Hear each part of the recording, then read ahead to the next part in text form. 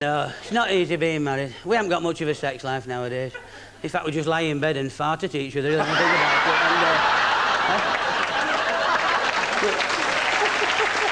And, I know. We were in bed all last Sunday. Oh, but I'm not on my own, eh? I'll bet there's some blanket lifters out there. And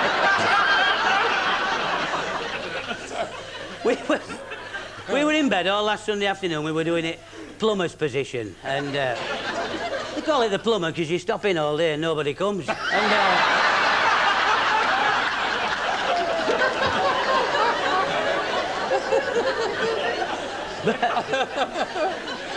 the trouble is with men are, I mean, we've all met a fella like this, Des, you know, he's going through the male menopause and he's dyeing his hair, jogging, he's going to the gym 3 days a week, and he's in the butcher's shop, he's bought his meat, and he's a lovely young girl serving him, and he says to her, I bet you can't guess how old I am. She said, you're about 39. He said, I'm 56, I look after myself, I go jogging. Well, he goes out and he stood at the bus stop, and this old lady come and stood next to him. She said, do you know, I don't know who you are, but I'm so excited. I'm 70 today, she said, and when I get back to sheltered accommodation, they're doing a party for me. I'm so excited. He said, very nice, love. Have a nice birthday. He said, I bet you can't guess how old I am. She said, well, if you let me put my hand down the front of your pants, I'll tell you to the year. He said, go on then. So she puts her hand down and she's fumbling about. About 5 minutes later, she pulled her hand out. She said, you're 56. He says, my God, how did you guess that? She said, I was stood behind you in the butcher's. She said,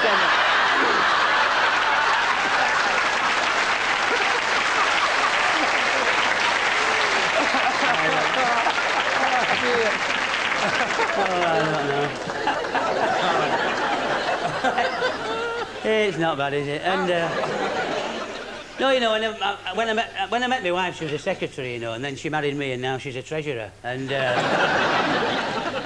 she budgets well, though. We do without lots of things that I don't need, you know. How's your gran? You usually tell me interesting things about your grandmother. Oh, my grandmother, she was a tough old lady, my grandma.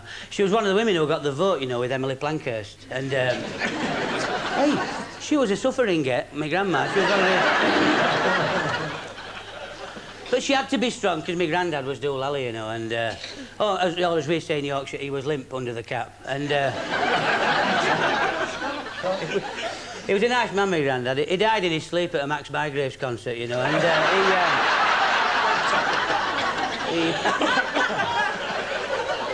once, just before he died, they went to the Showcase Cinema in Yorkshire. They were queuing up, they were going in like that, and he saw a bundle of £50 notes on the floor. So he said to my grandma, oh, pick that money up, pick it up, pick it up. So she picks it up, this big wad of 50s. She said, what shall I do with it? He said, keep it safe when we come out, stick it down your knickers, whatever. So she bins it. And they're coming out.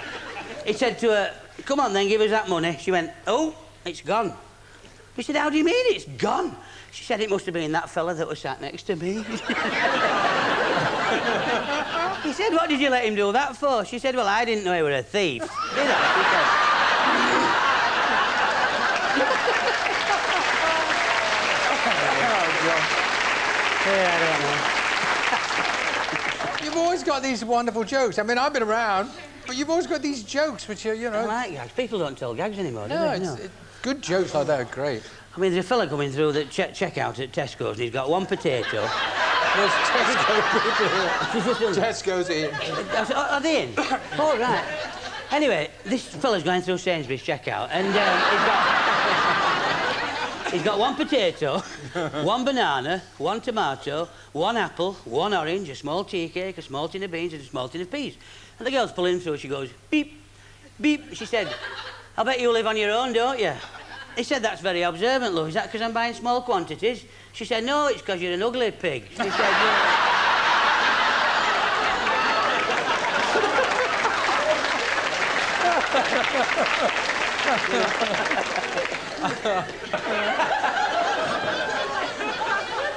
there you go.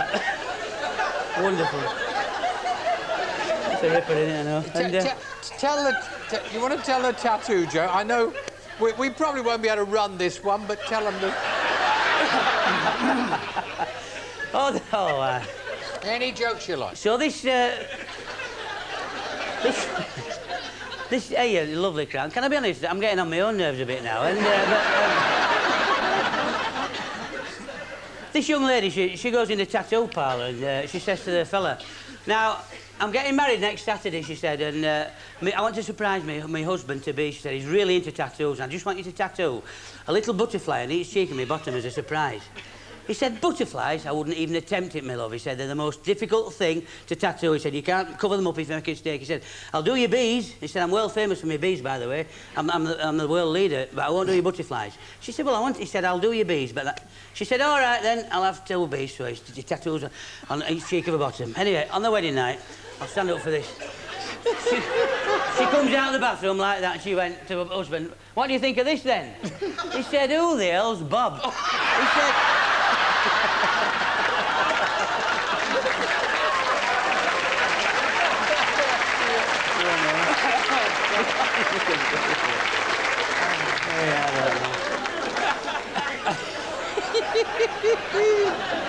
I don't know.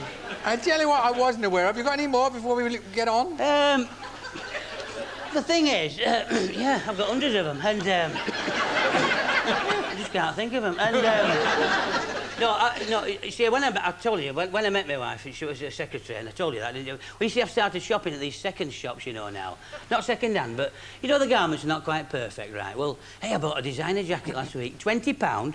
The only thing I can find wrong with this jacket, right? One of the sleeves is a bit shorter than the other 2. Now.